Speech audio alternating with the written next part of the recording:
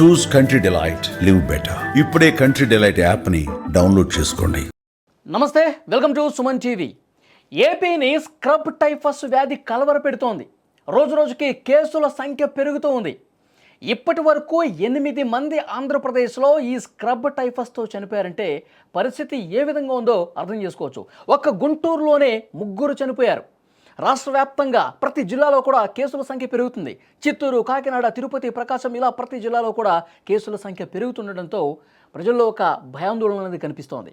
వైద్య ఆరోగ్య శాఖ అప్రమత్తమైంది. అయినప్పటికీ దీని మీద అవగాహన లేక చాలామంది ఆసుపత్రులకు రావట్లా. అందుకే ఈ మరణాలు పెరగడానికి కూడా అవకాశం ఉందేమో అని చెప్పి ఒక చర్చ జరుగుతోంది. సో దీని గురించి మనం మాట్లాడదాం. స్క్రబ్ టైఫస్ వ్యాధి ఏంటి, దీని గురించి సమగ్ర సమాచారం అందించడానికి లైవ్ కాల్లో జాయిన్ అయ్యారు ప్రముఖ వైద్యులు, జనరల్ ఫిజిషియన్ డాక్టర్ పాపారావు గారు. సార్తో మాట్లాడదాం. సార్ నమస్కారం. నమస్తే. ఇది సీరియస్గా కేసుల సంఖ్య పెరుగుతుంది. 8 మంది చనిపోయారు సార్. మహిళలు కూడా ఉన్నారు. చిన్నపిల్లలకు కూడా కేసు నమోదవుతున్నటువంటి సంఖ్య పెరుగుతున్నట్టుగా సమాచారం వస్తుంది. సో ఏంటి సార్ ఈ స్క్రబ్ టైఫస్ ఇంతగా పెరగటానికి, మరణాలు కూడా ఈ స్థాయిలో రావడానికి ప్రధాన కారణం ఏంటి? ఈ స్క్రబ్ టైఫస్ అనేది ఒక బ్యాక్టీరియా వల్ల వస్తుందండి. దీన్నే ఓరియంటాలిస్ చుచ్చుగాముషి అంటాము. ఇది ఎలా ట్రాన్స్మిట్ అవుతుందంటే, కొన్ని మైట్స్ ఉంటాయి. సుమారుగా ఒక 15 రకాల మైట్స్ ఒక ఫ్యామిలీగా ఉంటాయి. ఇందులో కొన్ని మైట్స్ అవి గుడ్లు పెడతాయి. గుడ్లు పెట్టినప్పుడు అది 4 స్టేజ్ల్లో మళ్ళీ అడల్ట్ గా ఫామ్ అవుతుంది. ఒకటి ఎగ్, లార్వా, నింఫ్ అండ్ అడల్ట్ అంట. ఈ ఎగ్ అనే దానికి ఆహారం అవసరం లేదు. అలాగే నింఫ్కి, అడల్ట్ వామ్ కి ఆహారం పారాసైట్ గా జీవించదు. ఒక్క లార్వా మాత్రమే దానికి పరాన్న జీవిగా బతుకుతుంది. సో ఇది ఈ టైంలోనే ఎక్కువ వస్తుంది. ఎందుకనంటే ఎప్పుడైతే వర్షాలు పడి వెజిటేషన్స్, గడ్డి, కలుపు మొక్కలు ఇలాంటివన్నీ ఎక్కువ అవుతాయో, ఎక్కడైతే వ్యవసాయదారులు ఎక్కువగా అంటే కూలీ చేసేవాళ్ళు, పొలాల్లో పనిచేసే వాళ్ళు ఎప్పుడైతే వెళ్తుంటారో వాళ్ళ శరీరం మీద ఈ లార్వా అనేది అంటుకుంటుంది అనమాట. ముఖ్యంగా షూ లేకుండా నిక్కర్లతోనో లుంగీలతోనో వెళ్లే వాళ్ళకి ఇది ఎక్కువగా కాళ్ళకి ఈ ఎగ్ వెళ్ళి దాని మీద అంటుకునే అవకాశం ఉంది. అంటుకున్నప్పుడు ఈ లార్వా అక్కడ కొన్ని స్రవాల్ని అది ఉత్పత్తి చేస్తుంది. ఉత్పత్తి చేసినప్పుడు ఆ సూపర్ఫిషియల్ లేయర్స్ కరిగేటట్టుగా ఒక 3 నుంచి 4 డేస్ కానీ మనకు తెలియదు. ఎందుకనంటే ఈ లార్వాలు కంటికి కనిపించవు. 0.15 మిల్లీమీటర్స్ ఉంటుంది. అంటే అతి సూక్ష్మ జీవి.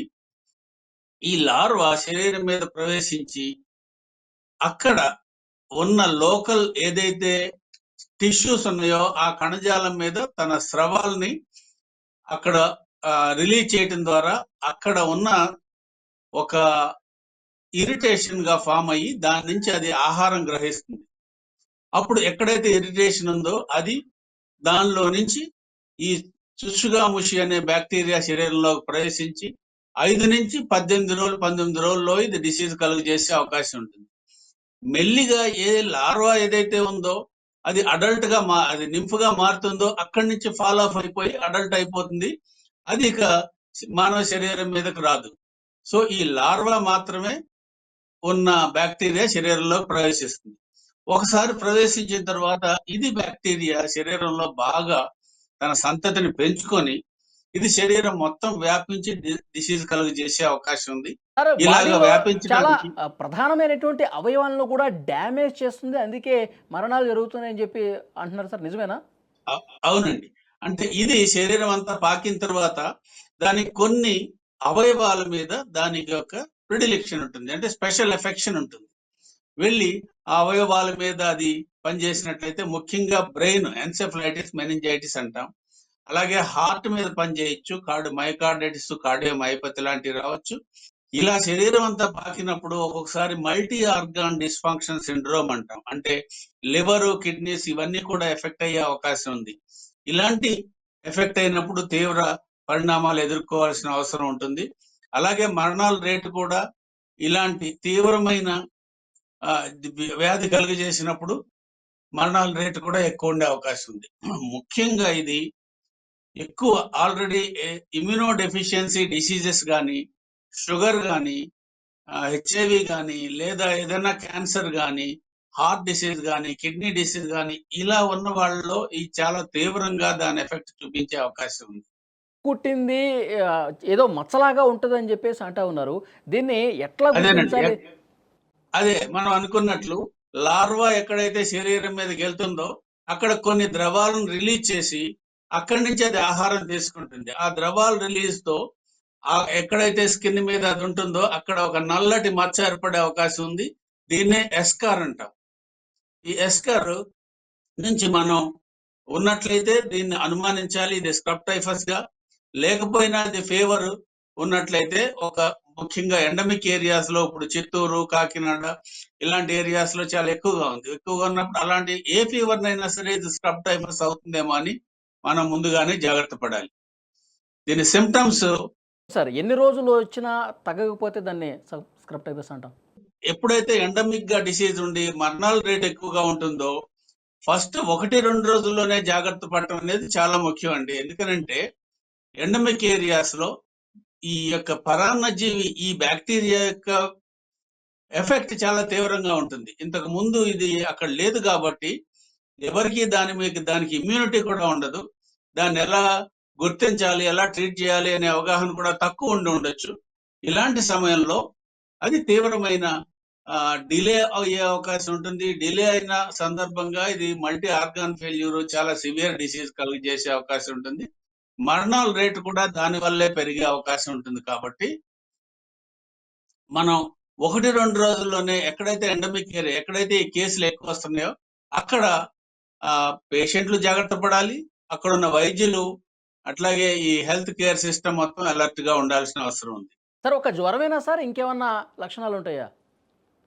జ్వరము మనం అనుకున్నట్లు ఎస్కర్ అనేది శరీరం మీద నల్లటి మచ్చ ఎక్కడన్నా ఉంటే అది. అలాగే జ్వరము, ఒక్కోసారి లింఫ్ గ్రంథులు వాపు వచ్చే అవకాశం ఉంటుంది మెడ మీద కానీ ఎక్కడైనా సరే. జ్వరంతో పాటు విపరీతమైన తలనొప్పి, వాంతులు, ఒక్కోసారి కడుపు నొప్పి ఇవన్నీ కూడా వచ్చే అవకాశం ఉంటుంది. ఇవన్నీ కూడా సాధారణ జ్వరంలో ఎట్లా వస్తే అలాగే ఉంటుంది.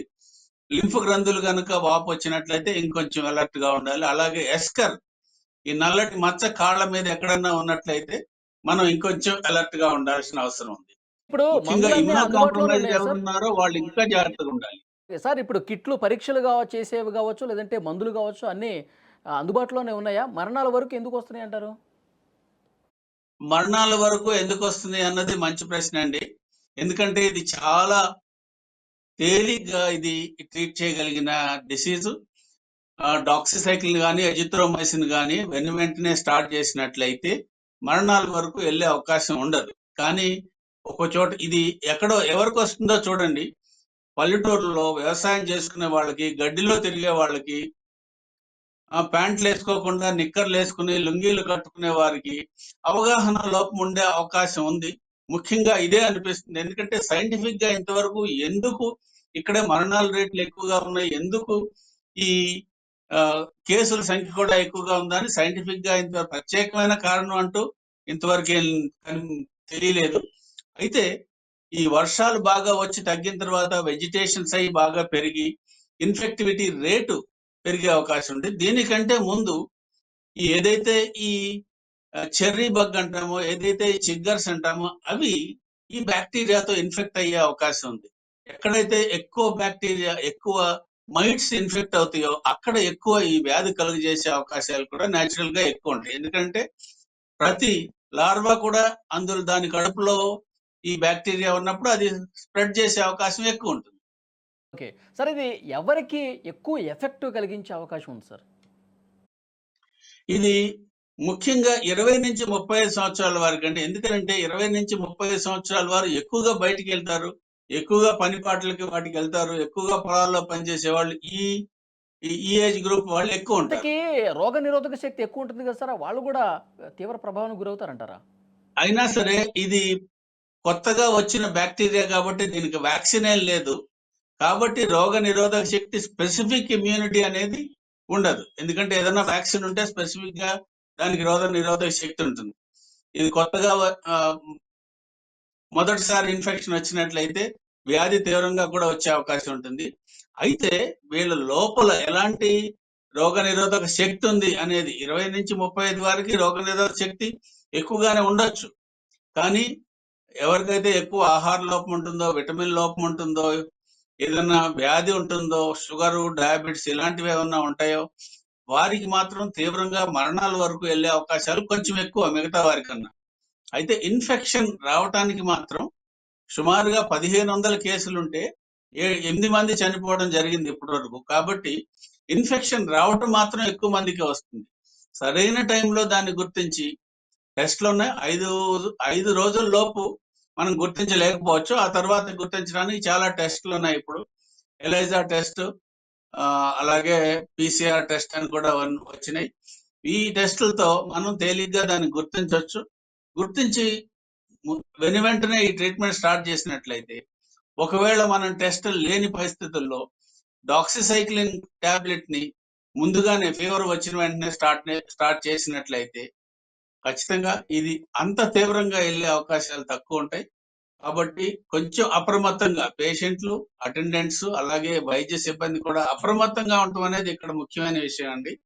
అప్రమత్తం లేకుండా జ్వరం ఏమి లేదు, పర్వాలేదు, వైరల్ ఫీవర్ చాలా కావచ్చు మంది జ్వరం వస్తే అని కానీ మెడికల్ షాప్కి దాన్ని పోయి ఏదో నెగ్లెక్ట్ టాబ్లెట్ చేసినట్లయితే తెచ్చుకుంటున్నారు, వేసుకుంటున్నారు, తగ్గుతుందిలే అనుకుంటున్నారు. హాస్పిటల్కి పోవట్లా చాలా మంది.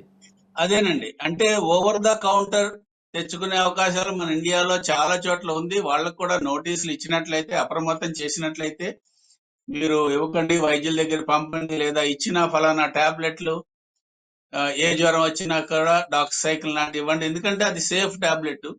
దాన్ని ఏ మోతాదులో ఎట్లా వాడాలి అనేది వైద్యులు చాలా తేలిగ్గా చెప్పగలరు.